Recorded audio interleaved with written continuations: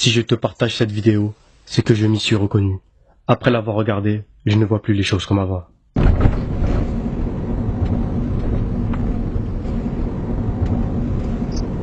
On est dans une situation critique, ya Ikhwan. On est dans une situation de cancer, de phase finale du cancer de la foi, ya Ikhwan. Sauf qu'on s'en rend même pas compte, c'est ça le plus grave. On est dans une situation urgente. Combien d'entre nous n'arrivent pas à dormir la nuit par rapport à ce qui se passe à nos frères et sœurs? Allah, combien? Allah. Même al-mahabba, même le lien d'amour, fils abilillah, il a tellement disparu à ce point-là. À ce point-là qu'on est sur Facebook, on voit un truc, on voit une vidéo avec nos frères et sœurs qui se font massacrer. Ah, rahimahumullah. Et 5 minutes après, on est en train de bahak avec quelqu'un au téléphone.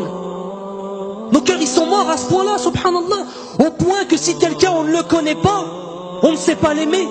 C'est ça l'amour, fils abilillah. Aimer pour Allah, c'est réussir à aimer quelqu'un que tu n'as jamais vu de ta vie, Yahri. Parce qu'il a une foi qu'il partage avec toi, qui est la chose la plus importante. Est-ce qu'on pense, ne serait-ce que dans nos doigts, à faire des doigts pour nos frères et sœurs à travers le monde? Partout. Est-ce que quand on voit ce qui se passe, nos cœurs ils se retournent? Est-ce qu'on a peur pour nos frères qui se fassent tuer dans la rue? Est-ce qu'on a peur pour eux?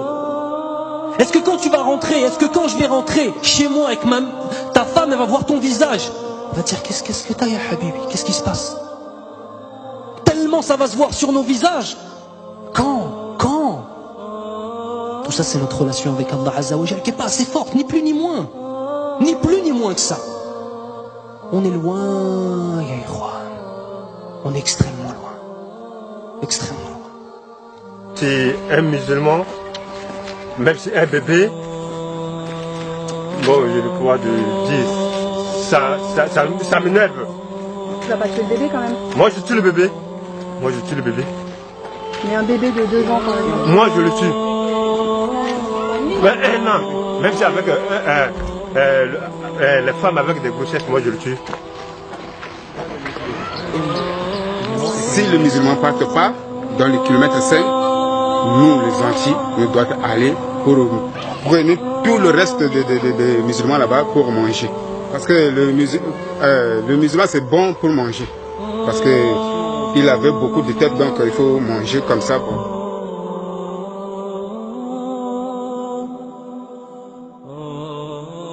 Le corps brûlé, on coupe la tête, jetée, et prenez la tête pour taper avec le ballon. Ce n'est pas ça. On coupe notre corps là pour manger. Est-ce que dans nos yeux, est-ce qu'on mange le corps des gens? On ne mange pas. Ce sont les chiens qui mangent n'importe quoi, mais nous les gens comme nous là, comme vous là, on ne peut pas manger notre chair. C'est grave pour nous. C'est comme ça. En tant que moi, là, j'ai tout subi. La guerre, là, on dirait que ça vient rien que sur moi. Ils ont tué ma mère et mon père. Il reste que moi.